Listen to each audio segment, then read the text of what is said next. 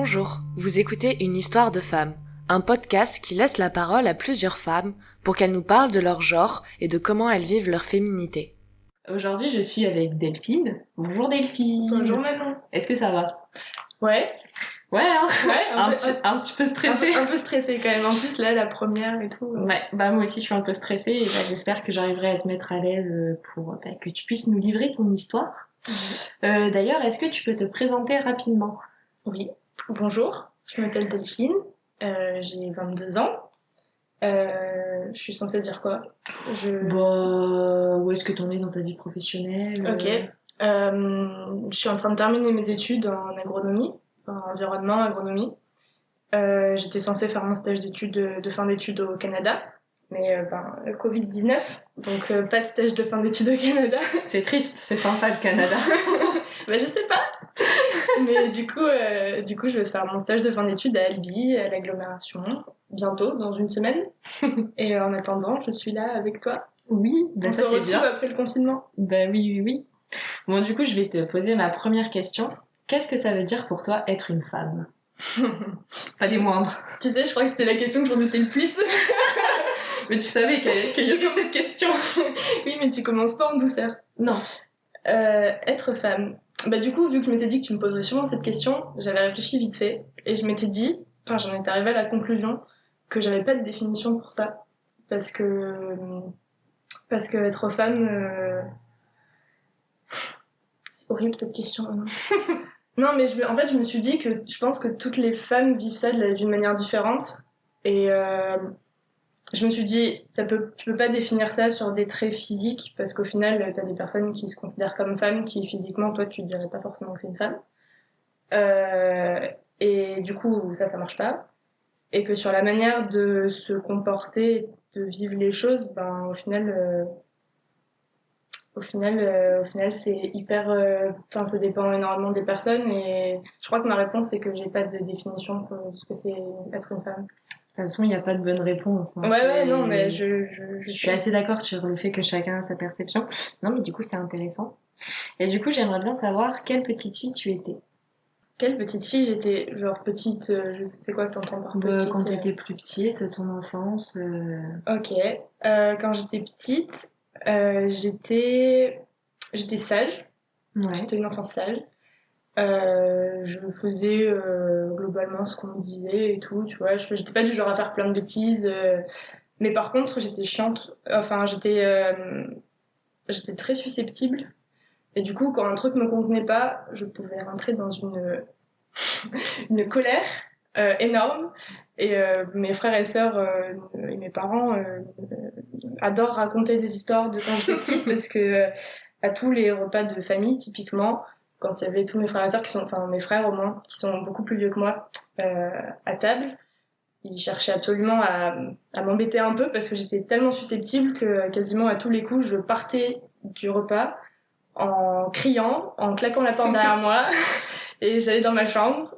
Après, je me calmais toute seule, puis je revenais comme si de rien n'était. T'as un exemple de sujet où t'étais susceptible à cette époque? Vraiment, ça pouvait être sur rien du tout. Même, je sais que ma sœur me raconte souvent que des fois, il y avait un truc dans la conversation qui me concernait même pas, et je croyais qu'on parlait de moi et qu'on critiquait un truc, tu vois. Et du coup, je le prenais contre moi et je me barrais. Et je me rappelle aussi que quand j'étais partie dans ma chambre, après, je revenais en secret, enfin, tu vois, tout doucement. J'ouvrais la porte de ma chambre, j'ouvrais la porte du couloir que j'avais claqué derrière moi en partant. Et puis je me cachais pour écouter ce qu'ils disaient, pour voir s'ils parlaient de moi. Tu vois. Évidemment, ils parlaient pas de moi, ils sont. Enfin, tu vois, j'étais partie, j'allais revenir, ça arrivait tout le temps, c'était pas grave. Mais moi, j'écoutais et tout. Et bah, en fait, je me suis rendu compte au bout d'un moment que ça servait à rien. Et j'ai mis du temps je pense, à me rendre compte que c'était chiant pour tout le monde, y compris pour moi. Mais à force, je pense que j'ai évolué là-dessus. Mais sinon, j'étais une enfant, d'après ce que disent mes parents, j'étais gentille, j'étais sage, j'étais bien dans ma peau. Et du coup, quand t'étais petite, t'avais des passions, des passe-temps Ben, toute petite, je me rappelle pas trop. J'aimais bien jouer avec mes copains ou dans ma chambre, jouer à la poupée, tout ça. Mais après, plus grande, j'ai commencé à faire du piano, à faire du sport, Et du coup, ça me prenait pas mal de temps. Puis j'étais très... L'école, ça me tenait vachement à cœur, j'étais bonne élève et tout, et du coup, je mettais beaucoup d'énergie là-dedans, et j'aimais bien que les choses soient bien faites et tout. Du coup, je pense que ça me prenait pas mal de temps aussi de faire ça. Et du coup, à cette époque, t'avais beaucoup d'amis, amis filles ou amis garçons? Ouais, quand j'étais petite, j'avais pas mal de copains et de copines à l'école. Je m'entendais bien avec pas mal de monde et je jouais beaucoup avec des filles, avec des garçons. Ouais, les deux beaucoup. Je pense que ça a changé après plus, mais plus au collège, enfin plus à l'adolescence. C'est-à-dire? Hum, Au collège, ben en primaire, j'avais pas mal de copains aussi. Enfin, filles, garçons jouaient vachement ensemble. Moi, en tout cas, je jouais avec les deux de mémoire. Euh, mais au collège, je restais beaucoup plus avec des filles. J'avais moins de potes mecs. Je sais pas si c'est peut-être à cet âge-là aussi, il y a plus un décalage en termes de maturité et tout ça. Et du coup, en tout cas, enfin, ça dépend des gens, mais en tout cas, moi, j'étais plus avec des filles et aussi j'avais moins d'amis que quand j'étais en primaire. Euh, je sais pas, il y a eu peut-être plus un décalage avec les autres, je sais pas. Il y a eu toute une période, la période du collège, elle n'a pas été facile pour moi au niveau amitié. Ouais. Je me sentais un peu plus à l'écart. Après, au lycée, ça a vachement plus changé, et après le lycée, encore plus. Coucou Manon! Mais ouais. D'accord. Du coup, t'as parlé du fait que t'avais des frères et sœurs. C'est quoi tes relations avec? Alors, j'ai des demi-frères et une demi-sœur. J'en ai un du côté de ma mère et trois du côté de mon père. Du coup, du côté de ma mère, c'est là où j'ai celui qui est le plus proche de moi, mais on a déjà quasiment 10 ans d'écart. Et du côté de mon père, ils sont encore plus vieux. Enfin, ma sœur aînée, elle vit en Suède, elle a 25 ans de plus que moi. Et le plus proche de moi, il a 17 ans de plus que moi. Donc on est vraiment très éloignés en termes d'âge. Mais par contre, mes relations avec eux sont... Enfin, ça s'est toujours super bien passé. On s'entend super bien. À part quand t'étais susceptible. Ouais, voilà. Mais c'était aussi, il me charriait aussi pour me faire un caractère, on va dire. Et du coup, le seul frère avec lequel j'ai vécu, c'est celui du côté de ma mère, jusqu'à je pense, une dizaine d'années après une partie de la maison. Donc c'est le seul avec qui j'ai eu les vraies relations, entre guillemets, tu te disputes pour la télé, tu te bagarres sur le canapé, voilà, ce genre de trucs.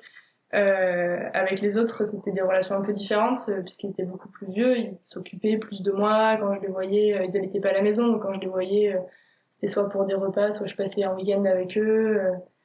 Et ouais, j'ai toujours eu plutôt des bonnes relations avec eux. Ouais, je les aime trop.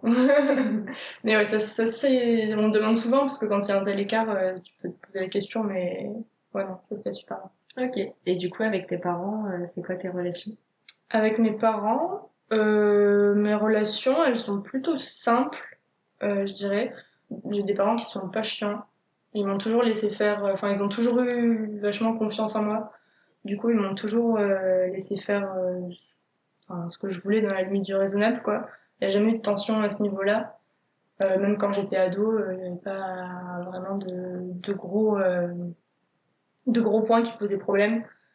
Euh, donc on s'entend bien. Après, comme toute relation, je pense parent-enfant, il y a des moments qui sont plus faciles que d'autres et il y a des fois où ça se passe plus ou moins bien et des périodes de la vie où ça se passe plus ou moins bien et tout.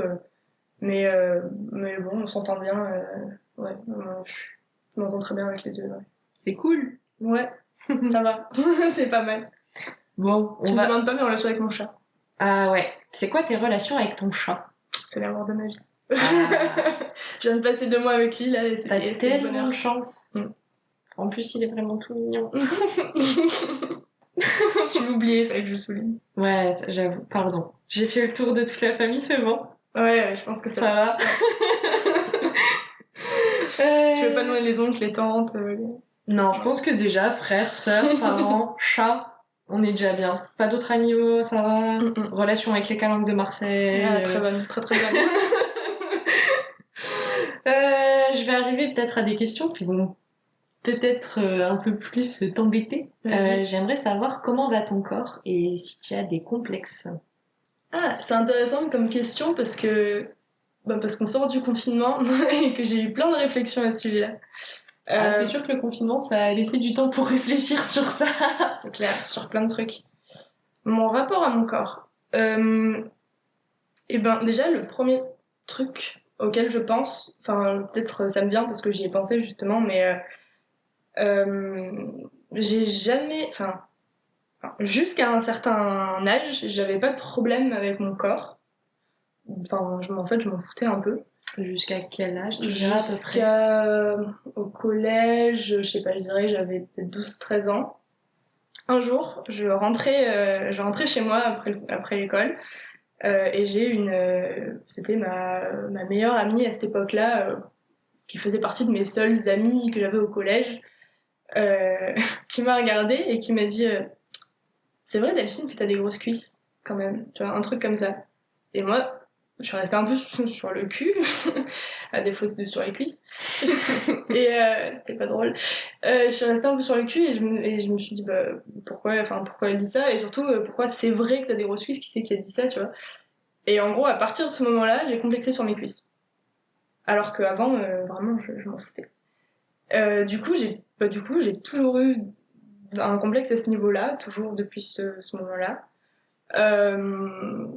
Mais sinon, globalement. Et comment vont tes cuisses aujourd'hui? Comment vont mes cuisses? Bah écoute, j'en suis jamais complètement satisfaite, mais en tout cas, après ce confinement, je me suis dit que je m'en refoutais à nouveau. Et parce que de toute façon, je serai jamais contente et que ça sert à rien, et surtout si ça vient d'un truc qu'on m'a dit un jour et qu'on m'a mis dans la tête comme ça. Après, je pense que ma vision de moi, elle dépend vachement aussi de mon état d'esprit. Enfin, genre si je me sens bien, si je fais du sport, si je me sens bien, que je suis de bonne humeur et tout, que globalement tout va bien dans ma vie, bah, je me sens bien dans mon corps. Et quand il y a un peu des trucs qui me tracassent ou quoi, enfin, je pense que c'est humain, hein, je vais plus ouais, moins être en accord avec moi et du coup moins avec mon corps aussi. Mais, euh, mais sinon, ça va, globalement, on s'entend bien tous les deux. C'est bien ça. Ouais. Et du coup, la question suivante, c'est quel est ton rapport à la masturbation? Mon rapport à la masturbation. Bah, écoute, ça m'arrive, je pense, comme tous les êtres humains. Oh, non, peut-être pas tous d'ailleurs, j'en sais rien. Après tout, je sais pas. Non, je me masturbe. Ça m'arrive, et pendant le confinement notamment, ça m'est arrivé. Parce que du coup, j'étais confinée avec mon père et mon chat, donc autant dire que. J'espère que t'as rien fait à ton chat. Non, ni à mon père. Ça va. Je suis rassurée. Ouais.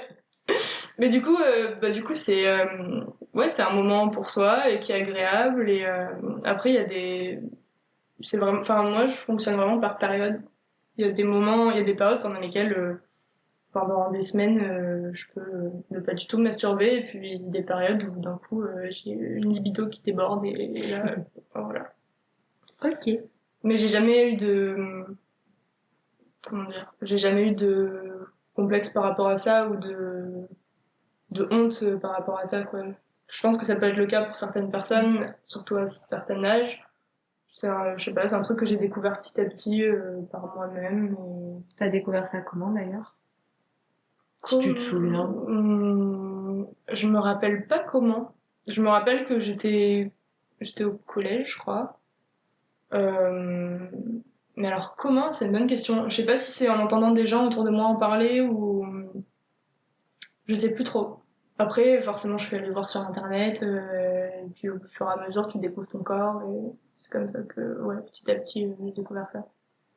Et du coup, si on parle de sexualité à deux maintenant, Si on parle de sexualité à deux, comment va ta sexualité à deux? comment va ma sexualité à deux? Euh, elle va bien, enfin, elle fait face à des périodes de célibat. Euh, mais, euh, mais sinon, ça va. Du coup, avec des filles, des femmes. Ouais. Je sais pas si tu voulais en venir à cette question à un autre moment, peut-être. Pas forcément. Enfin, si t'as envie d'en parler. J'ai Voilà. aucun problème pour en parler, mais du coup, je sais pas. Mais voilà, du coup, disais que t'étais célibataire en ce moment. Est-ce que ça te manque d'avoir une sexualité à deux ou comment tu vis ça?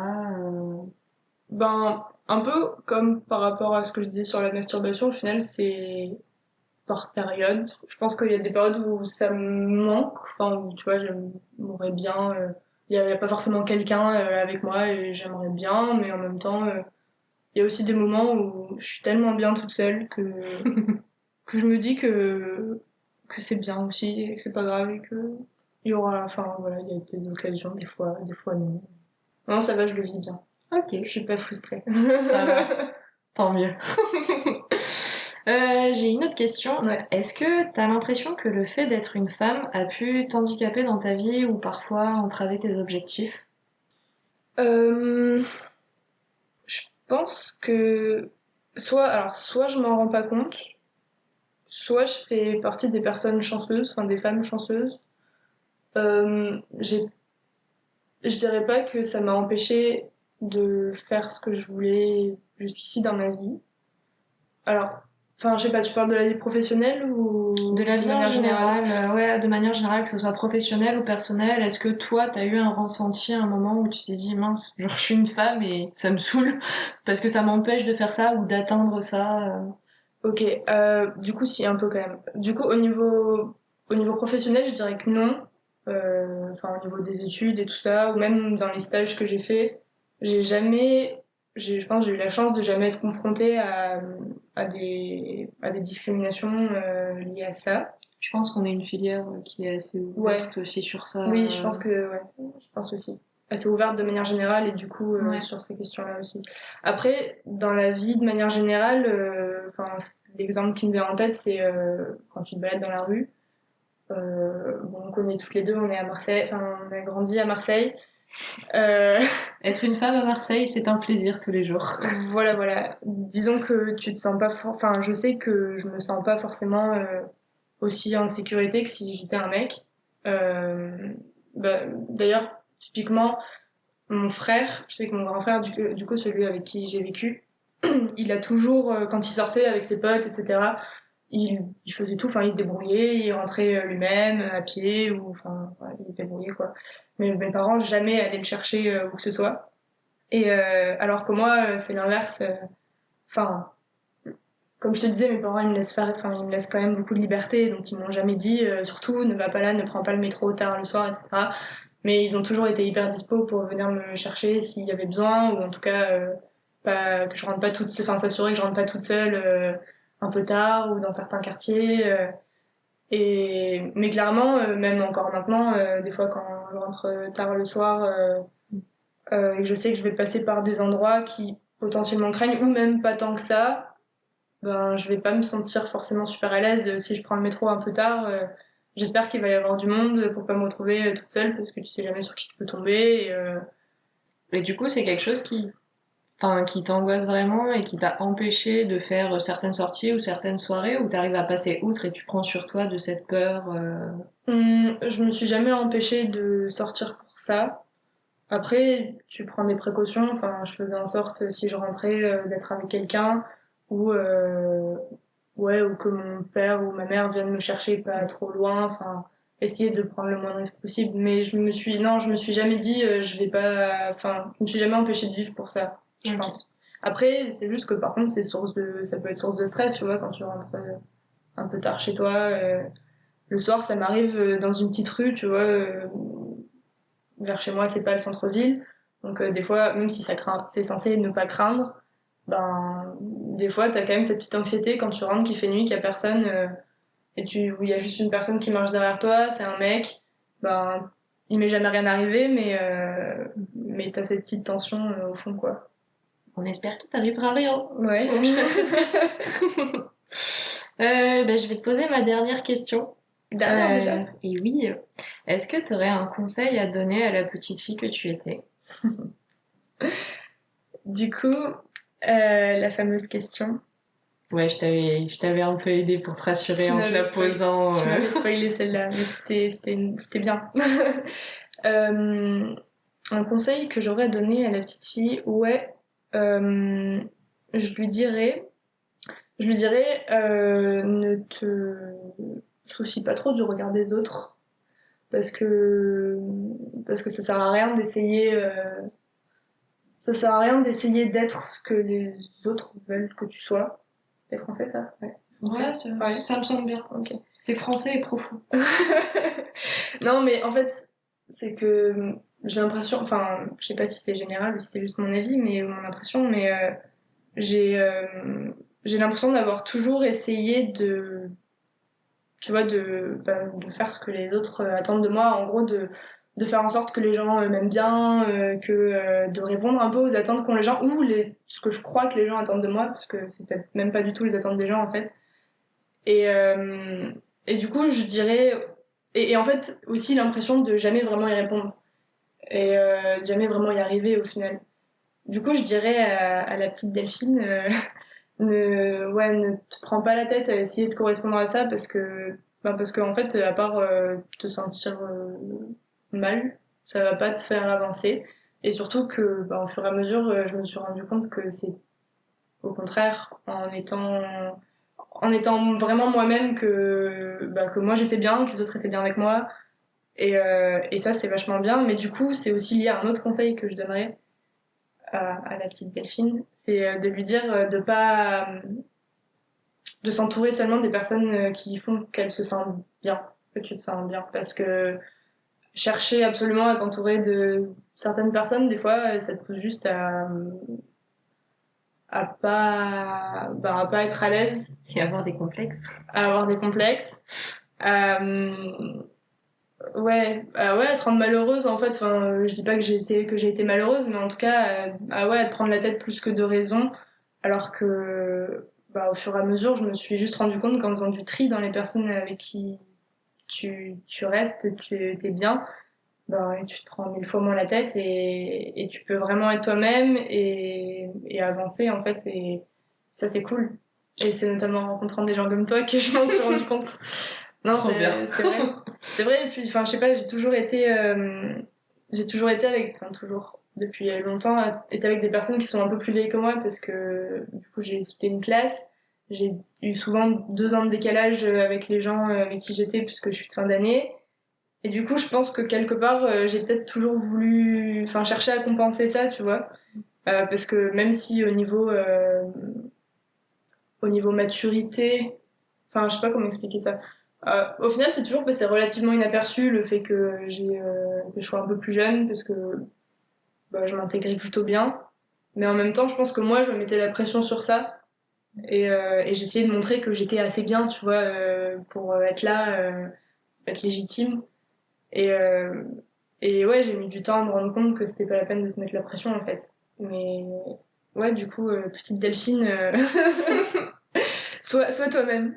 C'est bien. Je pense que c'est un bon conseil. Ouais. Est-ce que tu t'attendais à ce que j'aborde certains sujets durant notre échange et au final, je n'étais pas abordée Ouais, je m'attendais à ce que tu abordes la question de l'orientation sexuelle. Ah ouais? Ouais. Est-ce que du coup, t'as envie d'en parler Si t'as des questions, moi.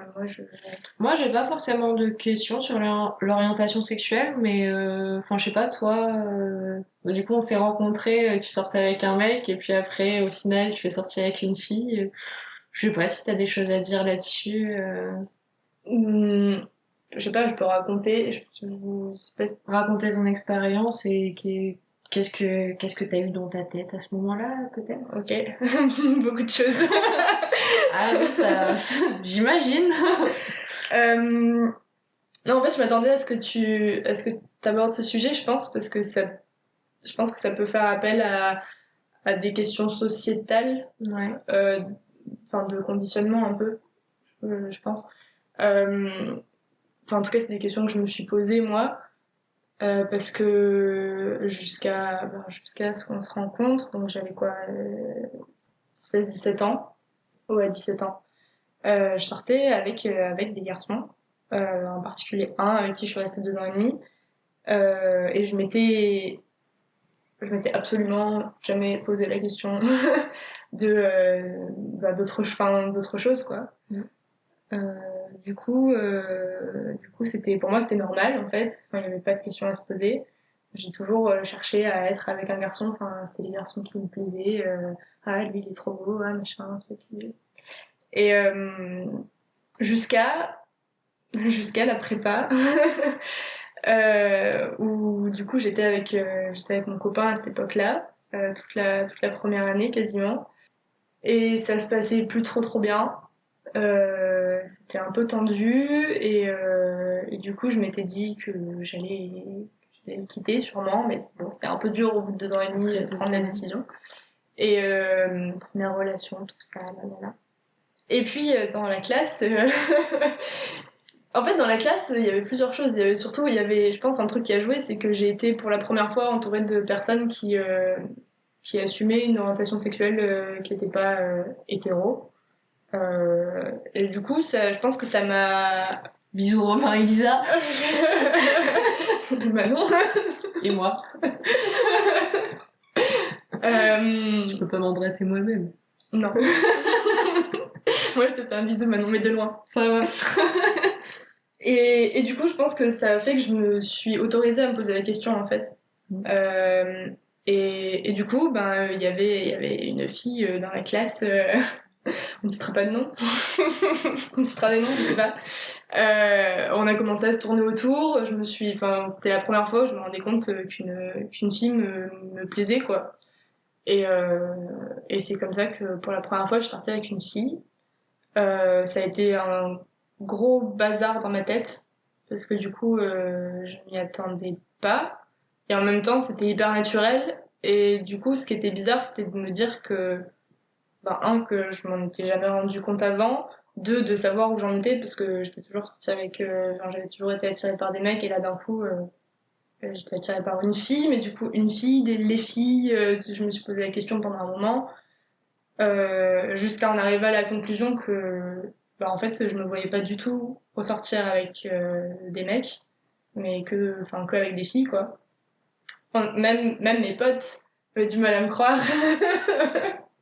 Il a fallu attendre que je ne sois plus avec cette fille pour que la première question que certaines personnes me posent soit mais du coup Delphine, t'es lesbienne ou pas? Et là on m'a cru, enfin. Ouais. Mais ce qui a été, tu me demandais ce qui s'était passé dans ma tête. Il y a aussi un truc qui a été bizarre pour moi, c'était le fait que en fait dans la prépa, dans la classe, c'était hyper simple, ça s'était hyper bien passé parce que tout le monde a vu le rapprochement.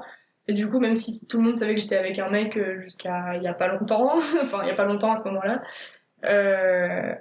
tout le monde a vu qu'il se passait un truc et du coup, ça s'est fait en douceur, tu vois. Donc je me sentais dans un contexte où tout allait bien, j'avais pas besoin de me cacher ou de même aucun compte à rendre à personne parce que tout le monde le voyait. De toute façon, c'était sous leurs yeux.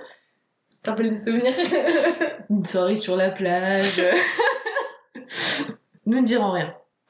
Mais du coup, ce qui a été bizarre, c'était de devoir le dire aux autres personnes. Parce que du coup, tous mes autres amis, en dehors de ce cercle, toute ma famille surtout, m'avaient connue en couple pendant 2 ans et demi avec un mec et n'avait aucune idée du fait que je pouvais être intéressée par les filles, quoi. Et il y avait cette espèce de justification à donner aux gens, tu vois. Moi, je sais que j'aurais bien aimé arriver comme ça et dire, voilà, c'est ma copine, quoi. Voilà, j'aime les filles. Sauf que il fallait dire, ouais, j'ai un truc à te dire, machin. Et du coup, mes parents, je leur ai pas dit pendant longtemps. J'ai attendu que ce soit eux qui me posent la question, tu vois, pour pas avoir ça. Après, mes frères et sœurs, j'avais chargé mon père de leur dire. J'avais vraiment envie de me justifier auprès de personne. Je crois que la première personne à qui je l'ai dit, c'est ma tante, parce qu'elle allait venir à la maison. Elle habite pas à Marseille, elle allait venir à la maison un week-end. Et il y avait ma copine à ce moment-là qui devait venir avec moi. Je me suis dit, je vais pas arriver comme ça, lui dire coucou, c'est ma copine. Donc je l'ai appelée avant, je lui ai dit, j'ai un truc à te dire. C'est passé crème, hein, tout le monde de ma famille l'a très bien pris, mais. Ouais, ça a été bien accueilli par tes proches. Ouais, il y a juste mon grand-père qui est pas au courant, qui sera pas au courant, mais, mais sinon ça va. Non, mais ouais, c'était un sacré micmac, mais. Et du coup, est-ce que tu penses que ça a changé ton rapport à ton genre d'avoir cette découverte de nouvelle orientation sexuelle, entre guillemets? À mon genre, tu veux dire changer ma vision de ce que c'est être une femme? De toi en tant que femme. Je pense que.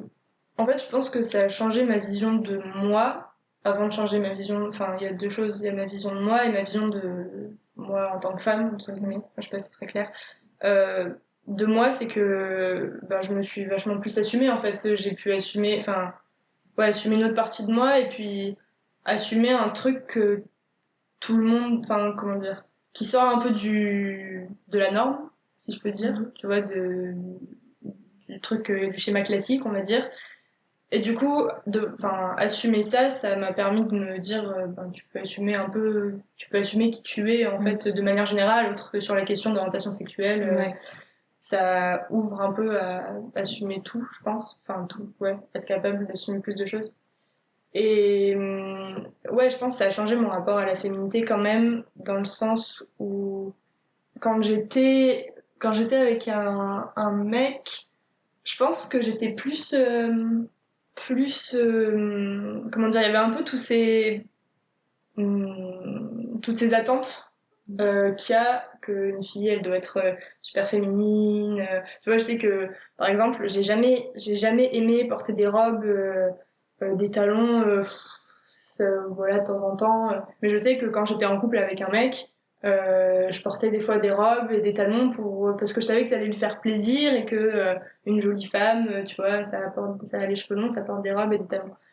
Et, et en fait, à partir du moment où j'ai plus été avec un mec, je me suis complètement libérée de ça. Et Je t'ai coupé les cheveux. Ouais, ça c'était plus tard. Ça a choqué tout le monde. On va en parler après si tu veux, mais on a une petite anecdote là-dessus, je crois. Le dossier cheveux, très important. Du coup, ouais, je me suis un peu libérée de ça, d'autant que, petite anecdote, ma copine à cette époque, elle me disait aussi, ah non mais Delphine, porte pas mets pas de jupe, pas de talons et tout. Puis déjà si tu mets des talons, t'es plus grande que moi et j'aime pas. Les jupes, je sais pas, j'aime pas. Enfin bref, du coup limite c'était l'inverse, c'était tu vois, quand j'étais avec un mec qui me disait j'aimerais bien que tu mettes des talons et tout, et là c'était surtout n'en mets pas. Du coup je te l'avais très bien, j'aime pas en mettre, donc parfait. Mais du coup je me suis complètement détachée de ça, c'est limite si j'étais brimée si je mettais des talons une fois, alors que j'en avais envie. Mais du coup, je pense que ça a un peu enlevé ses attentes. Et donc, ça a commencé par ça. Et puis, ouais, les cheveux, c'est plus récent. Les cheveux, Ouais, c'est plus récent. Ça fait 1 an maintenant. Du coup, pour une petite image pour les auditeurs, Delphine avait des longs cheveux bouclés, très très jolis. Volumineux. Et puis, un jour, elle les a coupés. J'étais même pas en France quand je l'ai fait. Vous avez rien pu faire. Ouais, j'étais en Islande. L'année dernière, j'ai passé quelques mois en Islande pendant mon année de césure. Et un jour, je discutais. Je suis arrivée là-bas en mars. Et j'étais dehors avec une de mes colocs qui a les cheveux courts d'ailleurs. Et on était dehors et il y avait du vent, il neigeait. Et on était dehors en train de fumer une clope. Et j'ai dit en rigolant, ah c'est chiant les cheveux longs, parce que du coup c'était galère, j'avais les cheveux dans les yeux et tout, et la neige et tout. Et elle me regarde, elle me dit, bah coupe-les. Et moi, c'était logique en même c'était temps. super logique. Et moi, je l'ai regardé, et ça m'a traversé l'esprit l'espace de quelques secondes, tu vois, même pas 1 seconde. Et je lui ai dit, les couper. Elle m'a dit, bah ouais, pourquoi pas. Je lui ai dit, mais mes cheveux, ils ont toujours été, toujours depuis que mes cheveux ils poussent, j'ai toujours eu les cheveux longs et bouclés. Et en plus, tout le monde me parle de mes cheveux longs, bouclés, enfin, tu vois. Du coup, je lui ai dit, mais non, je vais pas les couper et tout. Mais ça m'avait déjà traversé l'esprit un peu avant, mais il y a longtemps, enfin, longtemps avant. Je me rappelle, j'en avais parlé une fois avec mon ex. Et, mais au final, j'en étais arrivée à la conclusion que ça m'irait pas, que de toute façon, j'avais été pas prête à sauter ce pas, puis que j'aimais bien mes cheveux longs et que tout le monde les aimait bien. Et mais du coup, là, ça m'avait trotté dans la tête et je me suis dit, ah, je suis pas en France, je suis pas entourée des personnes qui me connaissent, je rentrerai en France de toute façon que dans 3-4 mois, au pire, ça aura repoussé, bon, peut-être pas aussi long, mais bon, au moins un peu. J'en ai parlé un peu autour de moi, enfin, notamment à ma mère, je crois que j'avais besoin de son approbation quand même. Elle a un peu regretté de me l'avoir donné après, mais sur le coup, elle m'a dit, bah oui, c'est le moment de le faire, tu veux le faire et tout. Bon, du coup, je sais pas, 1 semaine plus tard, je dirais pas. Alors, ça tient toujours son histoire de me couper les cheveux, parce qu'elle m'avait dit, elle s'était vendue, elle m'avait dit, moi j'ai coupé les cheveux à plusieurs de mes potes et tout, c'est moi qui me les coupe, machin, les miens, regarde, ça va et tout. J'étais là, ouais, ok. Du coup, je lui en ai reparlé, je lui ai dit, bon, bah, est-ce que tu voudrais bien me couper les cheveux? Elle a dit, ah ouais, elle était trop contente. Et du coup, elle m'a coupé les cheveux. Et Bah, du coup, ça fait un an que j'ai les cheveux courts. Et ça te va bien en vrai? Merci. Mais ça, tu vois, sur la question du rapport à la féminité, ça m'avait fait un choc parce que je me suis rendu compte qu'autant pour moi, ça n'avait rien changé. Enfin, il a fallu que je m'habitue à avoir ma tête avec des cheveux courts alors que j'avais toujours les cheveux longs et ça m'avait fait bizarre. Mais parce il y avait un peu cette période où il fallait que je me reconnaisse en fait. Et ça changeait tellement l'image que j'avais de moi que ça a mis un peu de temps, c'était bizarre. Mais surtout, je me suis rendu compte que les gens autour de moi, alors pas forcément mes amis ou quoi, enfin, si un peu mes amis, ma famille, il y a eu des remarques. On va aller sur la petite anecdote juste après, peut-être, si tu veux, c'est toi qui. Bah oui, on va pas faire durer le suspense sur cette anecdote. Mais avant, je me suis rendu compte que tu vois, dans la rue ou dans les magasins ou quoi, ça m'est arrivé pas très souvent sur un an, mais quand même, je pense 2-3 fois que sans faire gaffe, on me dise monsieur. Tu vois, alors que je pense juste parce que raccourci cheveux courts mec. Et alors que. Alors que ça va, tu ressembles pas trop quand même Ouais, je crois niveau pas, hein. physique à un Ouais, homme merci. type. Non, ça va. Peut-être un peu les cuisses, je sais pas. J'allais dire non, pas les cuisses. C'est la pire. Je sais, mais c'est parce que je t'aime. Ouais. Mais du coup. Ouais, du Ouais, coup, on t'a parfois confondu Ouais. avec un homme. Ouais, c'est arrivé. C'est arrivé. Mais c'est arrivé même là, il y a pas si longtemps pendant le confinement. J'étais dans les calanques. À moins d'1 kilomètre de chez moi. Et Très important. j'habite juste à côté des calanques, vraiment. Et du coup, ouais, j'étais assise sur un rocher, je crois, un truc comme ça. Et puis il y a une dame qui dit à son mari attends, on va pas passer là, il y a un jeune homme, je sais pas quoi. J'étais là, gars, Pardon. je suis pas un jeune homme, hein. Mais bon, voilà, c'est arrivé de temps en temps. Bah, du coup, je te laisse raconter la petite anecdote. L'anecdote. Des gens ont été très perturbés par ce changement de coupe de cheveux. Donc encore une fois, ne citerons pas de nom. Non, Appelons-le Jean-Charles. Jean-Charles, on va laisser l'anonymat pour cette pauvre personne. Quand je suis rentrée d'Islande, donc avec mes cheveux courts, quand mes proches m'ont vu, ça a fait des petits chocs à certains. Même moi, ça a été... j'ai eu une période d'adaptation à ta longueur de cheveux. Même moi, il a fallu que je m'adapte, donc je me doute que les autres aussi. Et donc j'ai eu des petites réflexions, quand même, tes cheveux longs, machin. Mais, un jour, j'ai vu un ami de prépa, Manon et à moi, qui m'a regardé, il m'a dit ah, quand même, c'est bizarre, Delphine, de te voir avec les cheveux courts comme ça. Et il s'en remettait pas, ça perturbait beaucoup Jean-Charles. Et jusqu'à ce que, quelques semaines après, à ton anniversaire, Manon. Lors d'une soirée pas très arrosée. Hein. Non, on est des gens raisonnables. L'abus d'alcool est dangereux pour la santé. Consommez-le avec modération. Ouais. Tout bien dit. Oh, et je l'ai beaucoup répété celle-là. Du coup, Jean-Charles, merci de me ramener sur le droit chemin, a passé un bon moment de la soirée à me demander mais Delphine, t'es sûre que tu te sens bien avec ton genre, quoi? Est-ce que tu te sens bien? Est-ce que t'as pas envie de... Enfin, tu te sens femme? Tu veux pas de devenir un homme? Enfin, je sais plus s'il a formulé comme ça, mais c'était un truc comme ça, un peu. C'était pas loin, hein. Ouais. Et il a vraiment passé 1 heure, 2 heures à me parler de ça. Il tatoua aussi. Ça a beaucoup perturbé ce changement de longueur. J'avais beau expliquer que non, ça changeait pas. J'étais toujours une femme et je voulais toujours être une femme et je me sentais toujours femme et j'avais juste les cheveux courts, quoi. Mais ça a été un peu compliqué. Mais je pense que c'est représentatif. Je dirais pas que c'est représentatif, mais ça en dit beaucoup quand même sur la représentation qu'on se fait de ce que c'est une femme. Ouais, de ce que c'est la féminité. Ouais. C'est pour ça que je te disais, quand tu me demandais au début ce que c'était, la définition, au final, tant sur des critères physiques que psychologiques ou.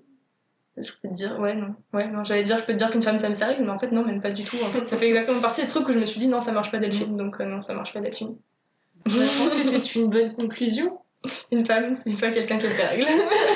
Non, peut-être pas. Consommer l'alcool avec modération. Ça, c'est bien comme conclusion. Consommer l'alcool avec modération. Voilà. Et ne sortez pas à plus d'1 kilomètre de chez vous. Ouais, faut faire attention. Si maintenant on peut. Bon, en tout cas, merci. C'était vraiment bien de te recevoir et je suis vraiment très contente que tu te sois livrée. Bah, merci à toi, ça me touche d'être la première de ce podcast, qui sera, j'espère, une longue série de podcasts. Merci à toi, auditeur ou auditrice, d'avoir écouté cet épisode en entier. J'espère qu'il t'a plu. N'hésite pas en tout cas à en parler autour de toi pour que d'autres personnes viennent écouter ces histoires, et j'espère te retrouver très vite dans un prochain épisode.